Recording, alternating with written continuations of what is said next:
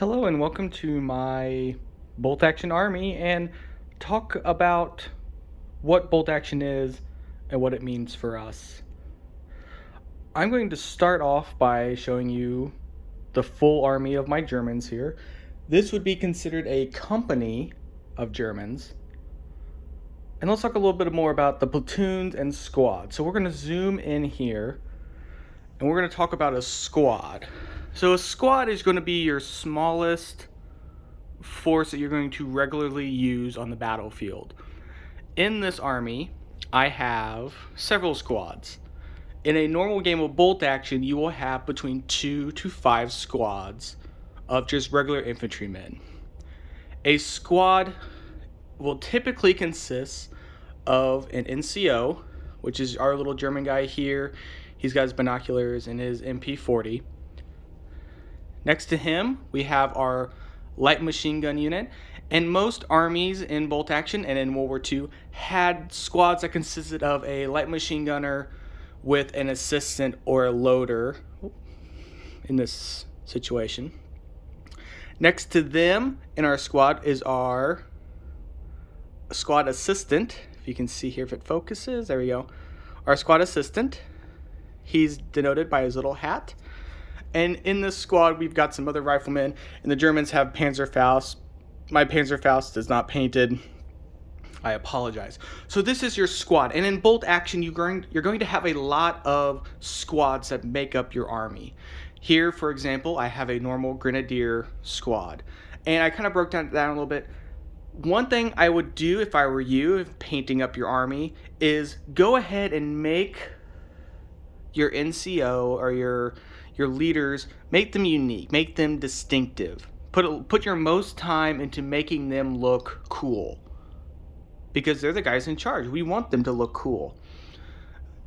Then I would put a little bit of time into your second in command, because my second in command has a rifle here, and let's say I wanted to run a different squad composition. Let's say I don't want my NCO to be a submachine gun.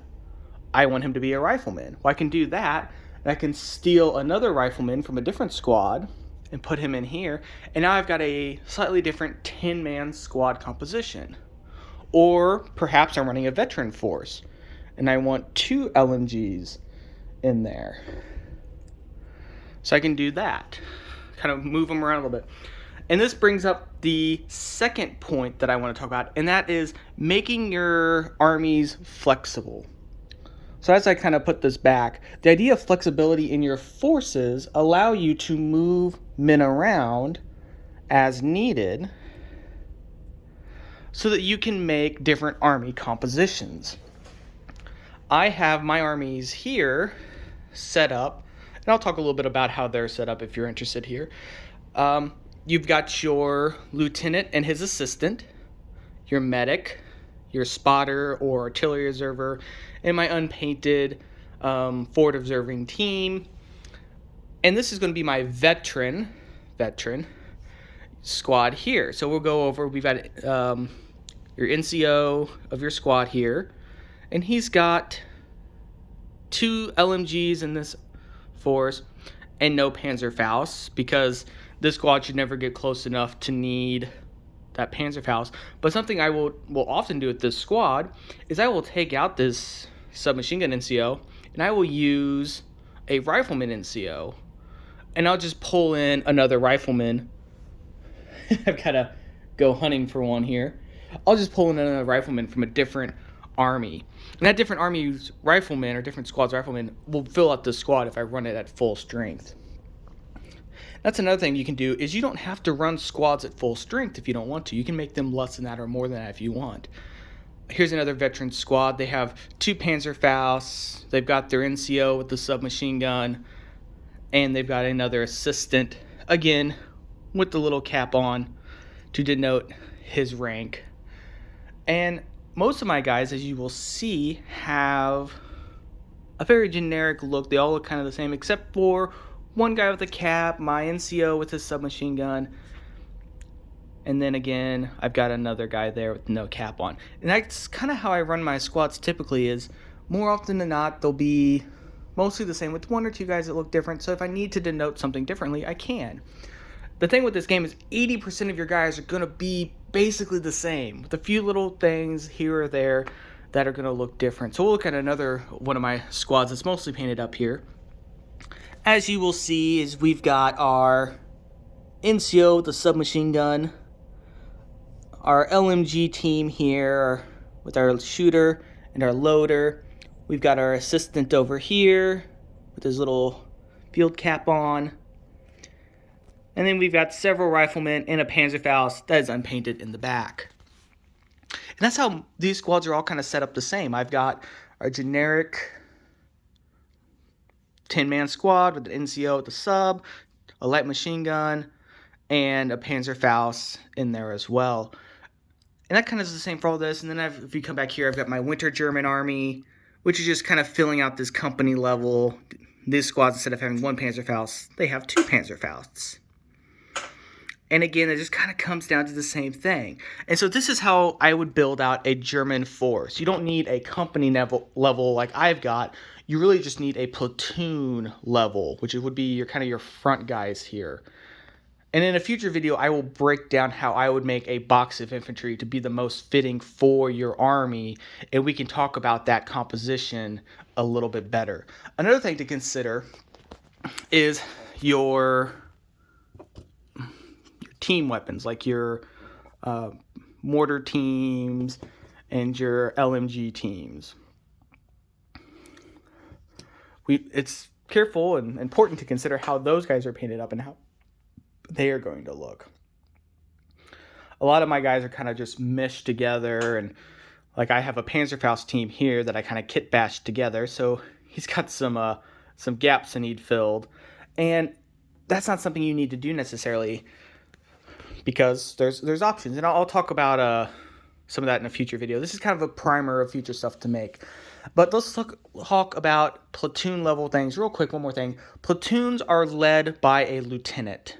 A lieutenant here and his assistant leads this row of men. So they're in charge of all these guys. And in our second row, we have a second lieutenant. And he runs all of these guys on the battlefield. And then we have a third lieutenant. And they run all of these guys on the battlefield. So bear with me here real quick. I'm going to move some guys around. And I'm going to need you to use your imagination here for a minute. We'll move these guys out of the way. So we have some ranks and files here. So let's say we've got our lieutenant. So we'll start from the back here. So this will be a second lieutenant would be his rank. So he would be in charge of that platoon back there. And we'll move up. And we have another second lieutenant here. This second lieutenant will be in charge of this platoon. Then we'll up here and we'll have what would most likely be a first lieutenant. So he would be the most senior lieutenant in the army, and he would be in charge of this platoon. And in my army, he is in charge of the veteran platoon because he's been around a while. He's got some experience.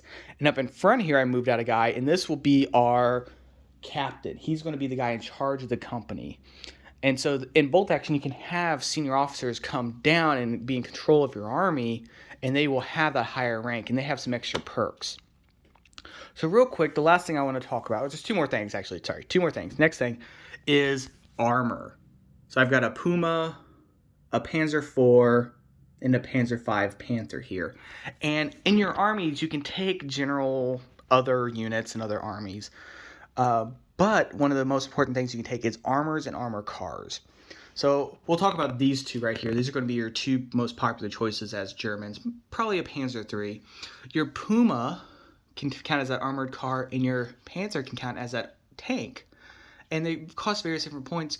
And one of the things I've learned is your tanks can be a point sink if you're not careful. Tanks are kind of dangerous, but they are fun to play, so I'll give you that. But they kind of come in, they support your platoon, because bolt action is ultimately an infantry game. And having moved these guys around, there's one more thing we'll talk about, and that's going to be my Italian army. Being Italian myself, I've made up some Italian squads. And these are a veteran army, and I have them laid out a little bit differently. We've got our NCO over here. Our NCO has his little light machine gun. He's not a very happy Italian.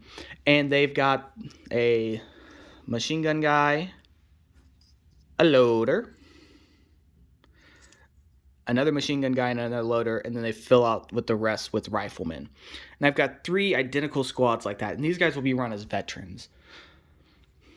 In the back, we've got a sniper and his spotter, a big anti-tank gun, a machine gun, and a mortar. And then you've got your lieutenant and stuff here. So one thing to note, again, these squads follow a very similar composition for my building of them. And the cool thing about bolt action, if you build your units kind of like this in a general format, is you can move stuff around. Again, that's a really cool feature of bolt action, is you can move things around. I need to put my tank over here. Is you can move around your compositions to fit your list. And so if you kind of build as a general composition like this, you can make lists work. That's what I've done with my Germans. I built so many of them because I like to do different lists in different formats. And ultimately, you can do various different things. Like with the Winter Germans, I know a lot of people will run them as your Hungarian forces or your Bulgarian forces. You have options on how you want to run those type of things. And so I just wanted to make a quick little video, guys, and kind of prime your ideas, prime your brains on bolt actions, flexibility of building. It's a lot different than, say, like 40K, where they have to look a specific way. There's a lot of flexibility in how you build your units and what they represent. Obviously, your riflemen need to be riflemen. But if you built a Winter German army, a lot of them could be used as Bulgarians because they looked very similar on the Eastern Front when the Germans had to reinforce. These guys all have the earlier machine guns. And so that earlier machine gun, I need to get some old lines off there. That earlier machine gun can then be used as a reinforced platoon, because that's what the Germans did, is they would go in and they would take their old equipment and give it to their allies as they were getting wiped out. So if you guys have any questions or thoughts about what you want me to talk about in future videos, please let me know. Go ahead, do the YouTube thing, like and subscribe. I want to know your guys' feedback on what you think about this force, about my 2 armies here, and what would you like to see me do or build next, and let me know your thoughts. Thank you guys for your time. Have a wonderful day. God bless.